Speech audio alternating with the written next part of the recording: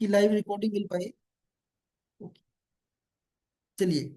Transaction का मतलब क्या है? ट्रांजैक्शन का मतलब जो लेन देन एक बिजनेस के अंदर होता है उसको हम ट्रांजैक्शन बोलते हैं। कैश ट्रांजैक्शन, मुद्रा के रूप में जो लेन देन किया जाता है। कोई व्यक्ति को हमने सामान दिया, उसके बदले में हमने पैसे लिए, तो हमने क्या की? एक ट्रांजैक्शन की। किसी का उधार चुकता किया, हमने पैसे दिए, हिसाब कंप्लीट किया, ट्रांजैक्शन की। बैंक में पेमेंट जमा करवाई, हमने क्या की? ट्रांजैक्शन की। ट्रांजैक्शन का मतलब है एक बिजनेस में होने वाला लेन देन, दो लोगों के बीच में जो लेन देन किया जाता है उसको हम ट्रांजैक्शन बोलेंगे।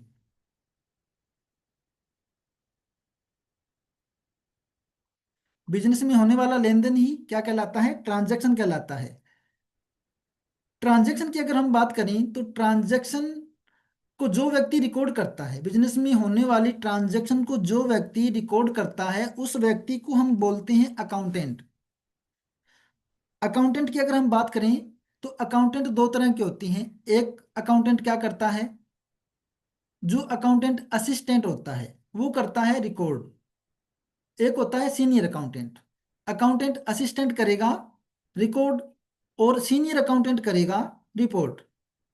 यानी कि जो सीनियर अकाउंटेंट होता है वो रिकॉर्ड भी कर सकता है और रिपोर्ट भी बनाता है, लेकिन जो अकाउंटेंट असिस्टेंट होता है वो रिपोर्ट बनाना नहीं जानता, वो केवल रिकॉर्ड करना जानता है। ओके, जो अकाउंट का काम सीख रहा है अभी, जो स्टार्टिंग लेवल पर है, उसको हम अकाउंटेंट असिस्टेंट बोल सकते हैं, जो केवल रिकॉर्ड करता है। और जो रिपोर्ट भी बना सकता है और रिकॉर्ड भी कर सकता है उसको हम सीनियर अकाउंटेंट या सीए भी बोल सकते हैं, जो अकाउंट का पूरा काम जानता है। जो किसी भी ट्रांजैक्शन के बेस पर, किसी भी अकाउंट के बेस पर पूरी की पूरी जानकारी, पूरी की पूरी रिपोर्ट बना सकता है, उसको हम सीनियर अकाउंटेंट या सीए बोल सकते हैं। अकाउंटेंट करता क्या है? अकाउंटेंट का काम है अकाउंटिंग करना। अब ये अकाउंटिंग होती क्या है? कोई आपसे पूछे व्हाट इज अकाउंटिंग, अकाउंटिंग की डेफिनेशन बताइए, तो सिंपल दो लाइनों में आप अकाउंटिंग की डेफिनेशन बता सकते हो।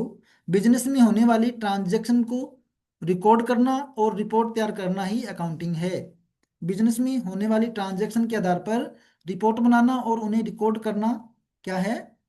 ट्रांजैक्शन अकाउंटिंग कहलाए। किसी भी ट्रांजैक्शन को रिकॉर्ड करना और रिपोर्ट करना ही अकाउंटिंग कहलाती है। और अकाउंटिंग कौन करता है? अकाउंटिंग करता है अकाउंटेंट। और अकाउंटेंट मैंने आपको बता दिए दो तरह के होते हैं, एक सीनियर अकाउंटेंट और एक अकाउंटेंट असिस्टेंट। चलिए आगे थोड़ा चलते हैं। जो हमारी ट्रांजैक्शन होती है, यानी कि जो एक बिजनेस में लेन देन किया जाता है, प्रत्येक ट्रांजैक्शन के दो पहलू होते हैं। कोई भी लेन देन जब हम करेंगे तो उस ट्रांजैक्शन के दो पहलू होते हैं। दो पहलू का मतलब एक देने वाला होगा और एक लेने वाला, एक सेल करेगा तो एक परचेज कर रहा है, एक गिवर है तो एक रिसीवर है। प्रत्येक ट्रांजैक्शन की दो साइड होती है, क्योंकि दो लोगों के बिना ट्रांजैक्शन नहीं हो सकती। अगर कोई ट्रांजैक्शन की हम बात करें तो दो व्यक्तियों के मध्य ही ट्रांजैक्शन होती है। तो एक ट्रांजैक्शन के दो पहलू होते हैं, एक डेबिट साइड में लिखा जाएगा तो दूसरा क्रेडिट साइड में लिखा जाएगा। कम से कम दो अकाउंट चाहिए, दो खाते चाहिए, दो खातों के बीच में लेन देन होता है। दो से ज्यादा कितने भी हो सकते हैं। कई बार होता क्या है, एक व्यक्ति सेल करने वाला है लेकिन परचेज करने वाले दो पार्टनर हैं, तो दो लोग परचेज कर रहे हैं, है ना। कई बार बेचने वाला दो से ज्यादा होता है और खरीदार एक होता है। तो ये चीजें आती है कि ट्रांजैक्शन जो होती है वो दो लोगों के मध्य की जाती है। रिकॉर्डिंग क्लास मिलेगी, मिलेगी, सब कुछ मिलेगा सर, आप एक बार कंटिन्यू कीजिए, सारा कुछ मिलेगा आपको, जरूर देंगे। ट्रांजैक्शन का मतलब यहाँ ये है कि बिजनेस में होने वाले लेन देन को हम ट्रांजैक्शन बोलेंगे, और एक ट्रांजैक्शन को करने के लिए कम से कम दो लोग चाहिए। ओके, क्योंकि दो लोगों के बिना ट्रांजैक्शन नहीं हो पाएगी। एक को डेबिट साइड में लिखा जाएगा तो दूसरा ऑटोमेटिकली क्रेडिट साइड में हो जाएगा। या ऐसे भी हो सकता है दो व्यक्ति क्रेडिट साइड में आए, एक डेबिट साइड में आए। कम से कम दो चाहिए, दो से ज्यादा कितने भी हो सकते हैं। ओके, तो यहाँ पर देखिए दो साइड होगी, एक पक्ष को हम डेबिट बोलेंगे, दूसरे पक्ष को हम क्रेडिट बोलेंगे। डेबिट का मतलब होता है लेना या खर्च करना। आप स्क्रीनशॉट ले सकते हो या नोट भी करना चाहो तो नोट कर सकते हो। सभी के मैसेज के जवाब में बाद में दूंगा, क्योंकि लगातार चलती क्लास में जवाब देना मुश्किल होता है। बाद में बात करेंगे आपके जो भी क्वेश्चन रहेंगे। डेबिट का मतलब यहाँ पे है लेना या खर्च करना, और क्रेडिट का मतलब होता है देना या कम करना। देखो, जो ट्रांजैक्शन होगी वो डेबिट साइड में आएगी या क्रेडिट साइड में आएगी। जितने भी हमारे एक्सपेंसेस होंगे, आपके बिजनेस के जितने भी खर्चे हैं, वो आपको डेबिट साइड में लिखने हैं। आपके बिजनेस के जितने भी खर्चे होंगे, वो आपको डेबिट साइड में लिखने हैं। आपके बिजनेस की जितनी भी आपकी आमदनी हो रही है, उसको आपने क्रेडिट साइड में लिखना है। अगर आपकी एसेट बढ़ रही है, यानी कि आपकी संपत्तियां, बिजनेस की मशीनरी है, बिजनेस की जो प्रॉपर्टी है, अगर वो बढ़ती जा रही है तो उसको हम डेबिट साइड में लिखेंगे। इंक्रीज हो रही है एसेट हमारी तो डेबिट साइड में आएगी। और अगर हमारी एसेट जो है डिक्रीज हो रही है, यानी कि घटती जा रही है, तो उसको हम क्रेडिट साइड में लिखेंगे। अगर हमारी लाइबिलिटीज डिक्रीज हो रही है, लाइबिलिटीज का मतलब होता है देनदारियां, लोन, उधार, कर्जा, ये हमारी लाइबिलिटीज होती है। अगर हमारी लाइबिलिटीज डिक्रीज हो रही है, घट रही है, तो डेबिट साइड में आएगी। अगर लाइबिलिटीज हमारी इंक्रीज हो रही है, तो वो क्रेडिट साइड में लिखी जाएगी। एक बार इतना आप ध्यान में रखना, आगे धीरे धीरे इनको समझते जाओगे। ओके। अब देखते हैं नेचर ऑफ ट्रांजैक्शन। एक जो ट्रांजैक्शन होती है, कोई भी बिजनेस है, जिस प्रकार एक गाड़ी को चलने के लिए चार टायर चाहिए होते हैं, उसी तरीके से एक बिजनेस का जो बेस है, जो आधार है, वो ये चार स्तंभ बोल सकते हो आप, इनको चार टायर बोल सकते हो। एक बिजनेस के चार स्तंभ है ये। इनके बिना, इन चारों के बिना आपका बिजनेस चल ही नहीं सकता। पहला क्या है? आय, यानी कि इनकम। दूसरा है एक्सपेंसेस, यानी कि खर्चे। तीसरा है एसेट, यानी कि संपत्ति। चौथा है लाइबिलिटीज, यानी कि देनदारी। आगे जितने भी हमारे अकाउंट बनेंगे, जितने भी हम ट्रांजैक्शन करेंगे, वो इन चारों में से ही निकल कर आएंगे। इन चारों में से ही निकल कर आने वाले हैं सारे के सारे। कोई भी आप लेजर उठा लेना, कोई भी आप ट्रांजैक्शन उठा लेना, इन चारों से ही वो रिलेटेड रहेगी। एक बिजनेस में क्या होगी? या तो इनकम हो रही है, या बिजनेस में क्या होते हैं, खर्चे होते हैं। या तो आमदनी हो रही है हमारी, या हमारी खर्चे लग रहे हैं। दूसरा, या हमारी प्रॉपर्टी बढ़ रही है, एसेट बढ़ रही है, या हमारा कर्जा बढ़ रहा है। या तो एसेट बढ़ रही है, या एसेट कम हो रही है, या हमारी देनदारियां घट रही है, या देनदारियां बढ़ती जा रही है। तो ये चार स्तंभ हैं एक अकाउंट के। चार, एक ट्रांजैक्शन के बेस हैं, चार आधार हैं। इनके बिना पूरा, इन्हीं के ऊपर पूरा का पूरा आपका अकाउंट टिका हुआ है। इनकम, एक्सपेंसेस, एसेट और लाइबिलिटीज। इनका स्क्रीनशॉट ले लीजिए या इनको नोट कर लीजिए। अब सबसे पहले हम बात करेंगे इनकम की। इनकम नाम से पता लग रहा है, यानी कि आमदनी। बिजनेस के अंदर जब कोई पैसा आता है तो उसको हम इनकम बोलते हैं।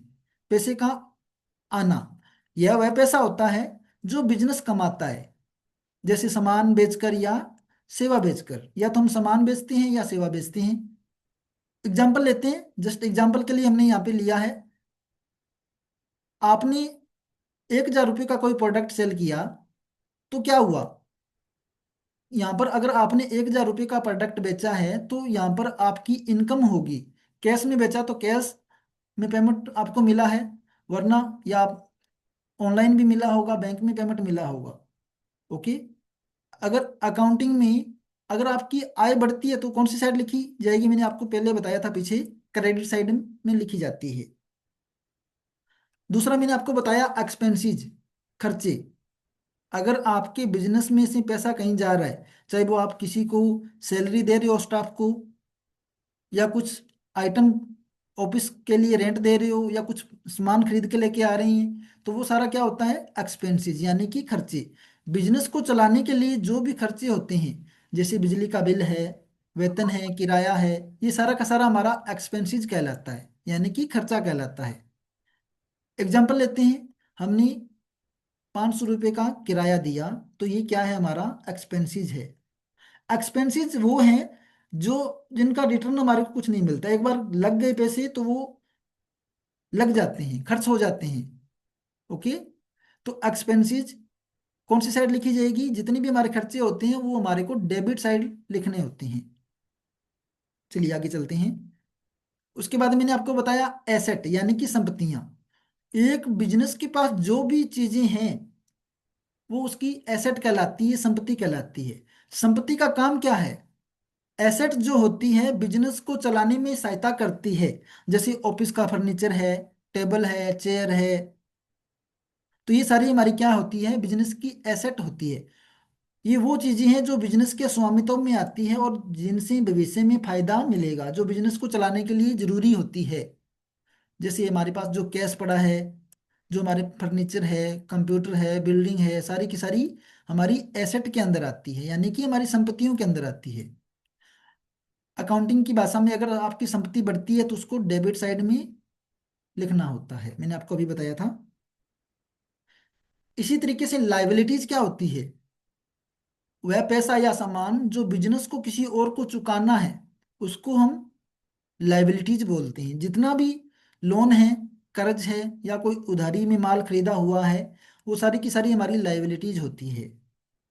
एग्जाम्पल लेते हैं कि आपने किसी से 10,000 रुपये उधार लिए, तो ये आपकी अब लाइबिलिटीज हो गई।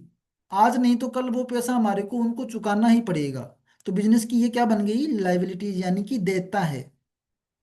देयता बढ़ती है तो क्रेडिट होती है, और घटती है तो डेबिट साइड में लिखी जाती है। आगे इनकी बात करेंगे हम। आगे बात करते हैं बिजनेस की। बिजनेस का मेन मकसद पैसा कमाना। कोई भी संवैधानिक कार्य जिसका मकसद प्रॉफिट बनाना होता है क्या कहलाता है? बिजनेस कहलाता है। एक बिजनेस के अंदर या तो हम सर्विस बेचेंगे या हम प्रोडक्ट बेचेंगे। जब हम सर्विस बेचते हैं तो वहां पर हमारे को अकाउंट ओनली का यूज करना होता है, क्योंकि यहाँ पर हमारे को इन्वेंट्री की जरूरत नहीं पड़ती, क्योंकि स्टॉक नहीं रखना हमारे को। तो यहाँ पर अकाउंट ओनली से हमारा काम चल जाता है। लेकिन अगर आप अकाउंट विद इन्वेंट्री करोगे, अगर आपके पास प्रोडक्ट है, गुड्स हैं, चीजें हैं, वस्तुएं हैं, और आप उनका हिसाब किताब रखना चाहते हो, स्टॉक भी रखना चाहते हो, तो आप अकाउंट विद इन्वेंट्री करोगे। Account with inventory. ओके। या तो हम अगर सर्विस बेचेंगे तो विद अकाउंट काम करेंगे, लेकिन जब हम गुड्स माल बेचेंगे तो अकाउंट विद इन्वेंट्री करेंगे। चलिए, अब बात करते हैं वाउचर की। देखिए, जब भी आप कोई लेन देन करते हो, जब भी किसी के साथ लेन देन करते हो, तो आपको बदले में क्या मिलता है? ये मान के चलिए कि आप बैंक में गए और बैंक में आपने पैसा जमा करवाया। बैंक में पैसा जमा जब आपने करवाया तो आपको बैंक से क्या मिला? वाउचर मिलता है ना। बैंक में पैसा जमा करवाने के लिए आपको क्या करना होता है? एक वाउचर भर के वो बैंक में जमा करवाना होता है, तभी आपके पैसे वहां पर जमा हो पाते हैं। तो वाउचर क्या होते हैं?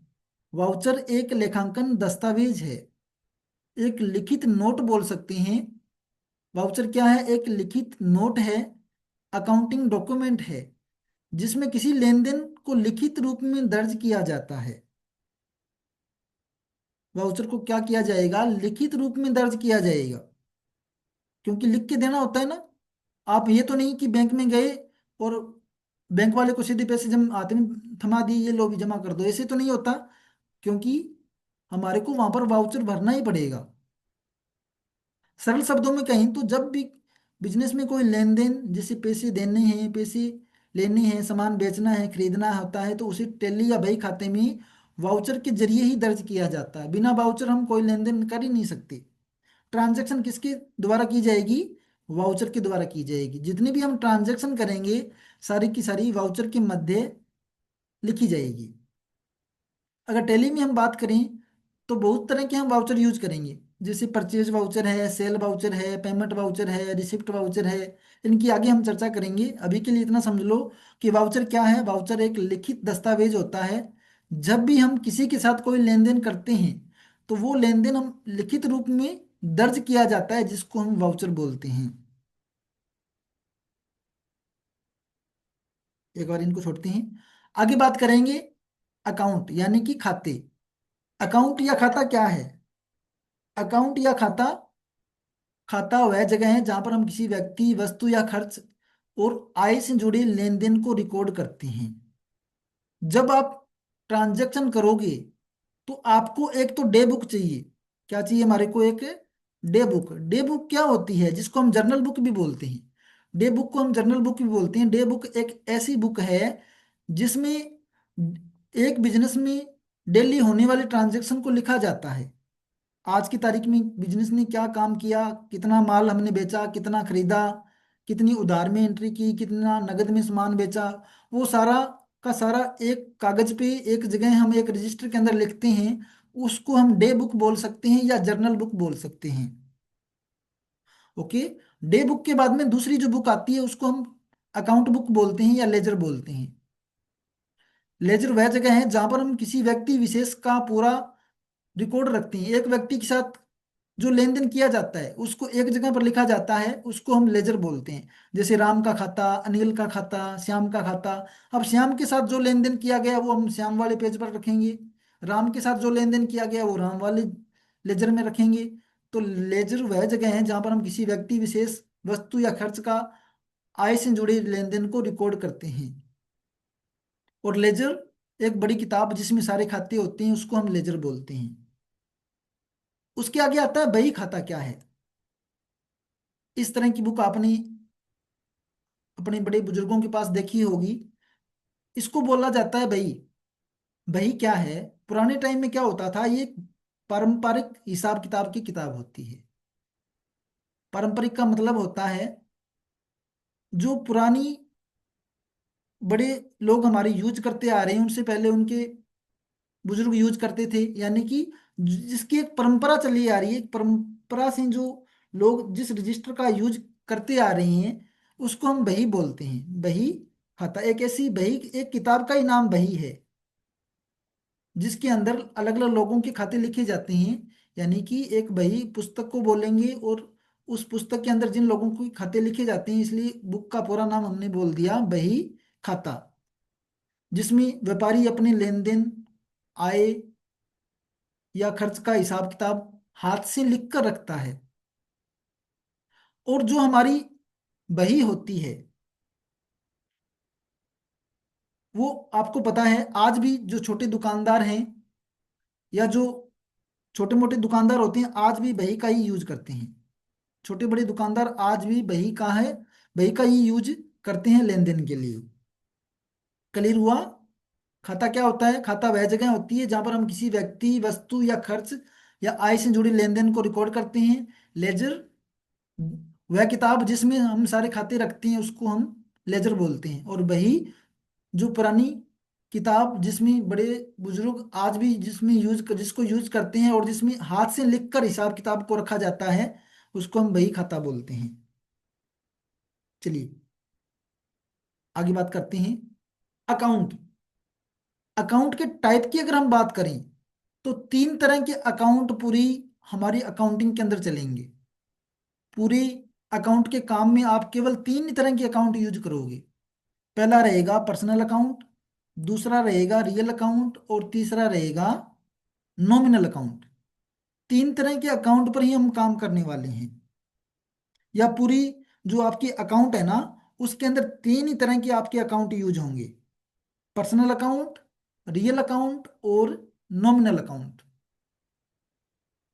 पर्सनल अकाउंट का मतलब है किसी व्यक्ति विशेष का जो खाता होता है, किसी व्यक्ति का, किसी संस्था का, किसी संगठन का जो खाता होता है उसको हम पर्सनल अकाउंट बोलते हैं। उदाहरण के लिए जैसे राम का खाता, अनिल का खाता, श्याम का खाता, एसबीआई बैंक का खाता, जिन लोगों को हमने सामान उधार दिया उन लोगों के खाते, जिन से हमने माल उधार खरीदा उन लोगों के खाते, ये सारे किस में आते हैं, पर्सनल अकाउंट के अंदर आते हैं। दूसरा आता है रियल अकाउंट। रियल अकाउंट का यहाँ पे मतलब है, जैसा कि नाम से पता लग रहा है, रियल, वास्तविक खाते जो वास्तव में होते हैं। ऐसी चीजें जो वास्तव में होती है, चीजों वस्तुओं के जो खाते होते हैं, जैसे कैश का खाता, फर्नीचर का खाता, बिल्डिंग का खाता, ये सारे क्या होती हैं, रियल अकाउंट होती हैं। तीसरा आता है नॉमिनल अकाउंट। नॉमिनल अकाउंट का यहाँ पे मतलब है केवल नाम मात्र के खाते। नॉमिनल अकाउंट क्या होते हैं, नाम मात्र के खाते होते हैं जो रियल में कोई चीजें है ही नहीं। जैसे सैलरी, क्या सैलरी नाम की कोई चीज होती है? नहीं होती। सैलरी जस्ट एक नाम दिया है। सैलरी में क्या होता है, कैश ही तो होता है। क्या मिलता है सैलरी में? रेंट। रेंट में भी क्या होता है, कैश ही तो होता है, कैश का भुगतान किया जाता है। और सैलरी में भी कैश का ही भुगतान किया जाता है। और ब्याज जब देते हैं, ब्याज में भी कैश का ही भुगतान करते हैं। लेकिन तीनों जगह के लिए हमने अलग अलग नाम यूज किए हैं। तो इनको बोलते हैं नाम मात्र के खाते। जो केवल नाम मात्र है, केवल नाम है, ऐसी रियल में कोई चीजें नहीं होती, उनको हम बोलते हैं नॉमिनल अकाउंट। तो तीन तरह के अकाउंट हम यूज करेंगे। जब भी आप ट्रांजैक्शन करोगे तो उसमें दो लोग जो होंगे वो इन तीनों में से दो खाते होंगे, चाहे वो पर्सनल अकाउंट होगा, चाहे वो रियल होगा। एक रियल हो सकता है, एक पर्सनल हो सकता है। एक पर्सनल हो सकता है, एक नॉमिनल हो सकता है। यानी कि आपकी जो ट्रांजैक्शन होगी वो दो खातों के मध्य होगी। दोनों पर्सनल के हो सकते हैं, दोनों रियल के हो सकते हैं। एक पर्सनल होगा, एक रियल होगा, किसी भी तरीके से दो अकाउंट के मध्य ही हम ट्रांजैक्शन करेंगे। तो यहां तक आपको समझ में आया? कल इनका एक रूल है, पर्सनल अकाउंट का, रियल अकाउंट का, नॉमिनल अकाउंट का, इनको समझना बहुत जरूरी है। अगर आपको तीनों अकाउंट समझ में आ गए और डेबिट और क्रेडिट अगर आपको समझ में आ जाएगा तो आपका 30% काम हो जाएगा। अगर आपको डेबिट क्रेडिट समझ में आता है और अगर आपको तीनों अकाउंट समझ में आ गए और तीनों अकाउंट का जो रूल है, गोल्डन रूल आपको समझ में आ गया, तो आपका 30% काम कंप्लीट है, ये समझ लीजिएगा। ओके। सुभाष समझ में आ रहा है? सर यस ये सर। फिर से रिप्लाई करना। ओके।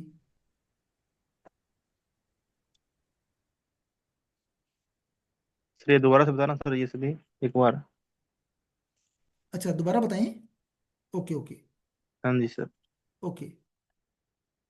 देखिए, जब भी कोई ट्रांजैक्शन हम करते हैं, एक बिजनेस में क्या की जाती है, ट्रांजैक्शन होती है। ट्रांजैक्शन का मतलब लेन देन किया जाएगा। और जो लेन देन होता है वो किन के मध्य होगा? दो लोगों के बीच में होता है। अब जो दो लोग हैं वो दो अकाउंट होते हैं, उनको हम दो अकाउंट बोलेंगे। ट्रांजैक्शन दो अकाउंट के मध्य होती है। और वो अकाउंट एक पर्सनल हो सकता है और एक रियल भी हो सकता है। जैसे आपने सैलरी दी, सैलरी का भुगतान किया बिजनेस में, किसी को सैलरी दी तो सैलरी, एक सैलरी का खाता बन गया। और एक क्या दिया सैलरी में, बैंक के मध्य से दी हमने या कैश में दी है, एक कैश का खाता बन जाएगा, एक सैलरी का बन जाएगा, दो अकाउंट बन गए ना। इस तरीके से आगे धीरे धीरे आप सीखोगे, जब हम ट्रांजैक्शन करेंगे ना तब आपको पता लगेगा कि ट्रांजैक्शन में से अकाउंट कैसे निकाले जाते हैं। तो यहाँ पर अकाउंट की अगर बात करें तो तीन ही तरह के अकाउंट हम यूज करेंगे। जब हमारी जो ट्रांजैक्शन होगी उसमें या तो पर्सनल अकाउंट होगा, या रियल अकाउंट होगा, या नॉमिनल अकाउंट होगा।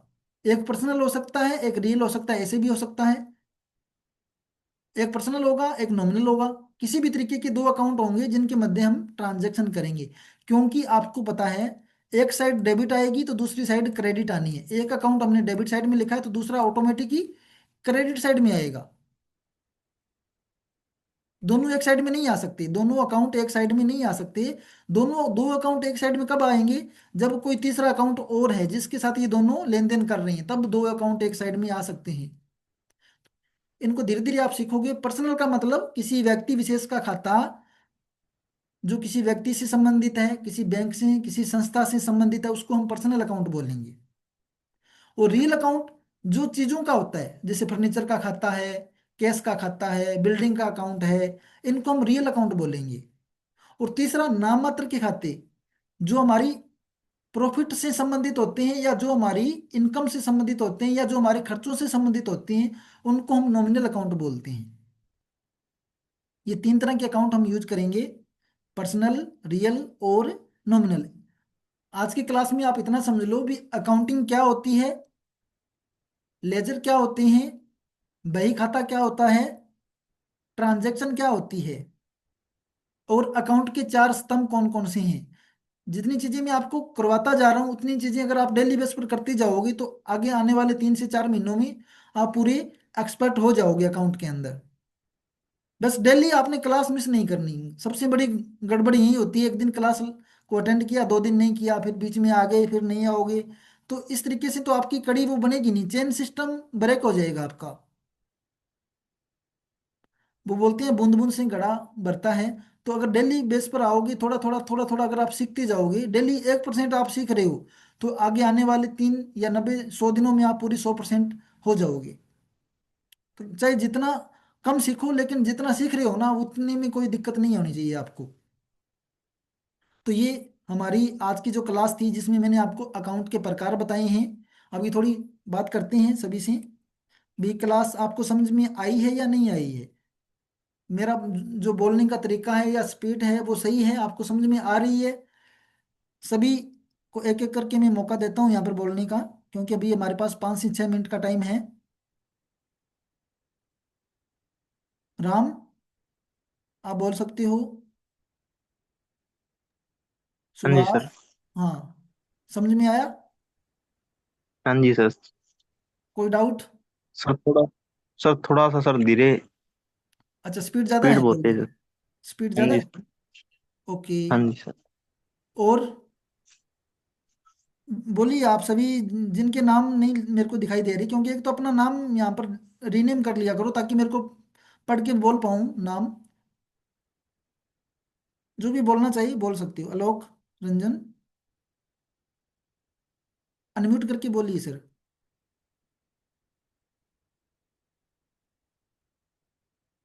क्योंकि बोलने का मौका मिल रहा है आपको, तो बोलिए, घबराने की बात नहीं है। ये अपना एक मंच है जहाँ पर हम सभी आपस में चर्चा करेंगे और सीखते रहेंगे।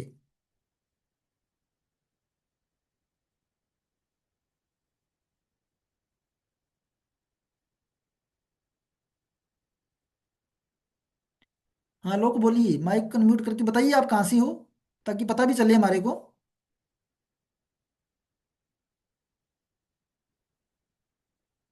और रियलमी RMX, क्योंकि अपना नाम खुद का रखा करो, ताकि मेरे को पढ़ने में दिक्कत ना हो। शाबाश, बोलिए। ओके, बिहार से हो। समझ में आया आपको आलोक? जितनी चीजें मैंने आज क्लियर करवाई हैं, ये टॉपिक आपको समझ में आए हैं? Yes, very good, very good. Okay, ये सर कंप्लीटली समझ में आ गया sir. Very good, very good, शाबाश, बहुत अच्छे। हम थोड़ा सीखेंगे, लेकिन जितना करेंगे ना उतना अच्छे से करेंगे। आपको आगे एक्सरसाइज भी मिलेगी, सारा कुछ मिलने वाला है यहाँ पर। ठीक है, एक एक चीज हम रजिस्टर भी तैयार करेंगे, मैनुअल करेंगे पहले, फिर हम कंप्यूटर पे काम करेंगे पहले, क्योंकि थ्योरी जरूरी है। अगर थ्योरी हमारे को नहीं आ रही है, तो सीधा अगर प्रैक्टिकल स्टार्ट कर दें तो चीजें स्लिप हो जाएगी। तो पहले सीखना जरूरी है, उसके बाद में कंप्यूटर पर तो काम बहुत आसान है। अगर मैनुअल आपको आ गया, तो कंप्यूटर पर तो आप बड़ी आसानी से कर पाओगे। ओके, और कोई? सभी बोलिए, सभी अपना इंट्रोडक्शन दीजिए, थोड़ा मेरे को पता लगे ना, क्योंकि डेली बेस पर नए बच्चे आते हैं, तो पता चलता रहे कि कौन कहाँ से हैं। ओके, कोई बोलना चाहता है तो बोल सकता है।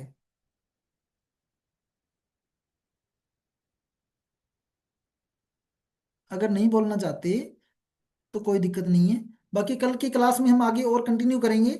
आप मेरा मेरा तो बस इतना ही कहना है कि आप डेली आइए। डेली आओगे तो सीखोगे आप। आपको यहाँ पर एक मंच मिल रहा है, एक कम्युनिटी मिल रही है। आपके सारे डाउट क्लियर किए जाएंगे, आपको हम पूरी कोशिश करेंगे कि आपको सिखा पाएं अच्छे से। बस वही है, अभी साथ दोगे तो कोई किसी को नहीं सिखा सकता जब तक खुद की लगन ना हो। खुद की इच्छा नहीं है ना सीखने की, तो कोई जबरदस्ती किसी को नहीं सिखा पाएगा।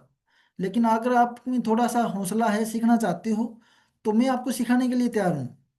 बस आप साथ दीजिएगा थोड़ा सा। ओके,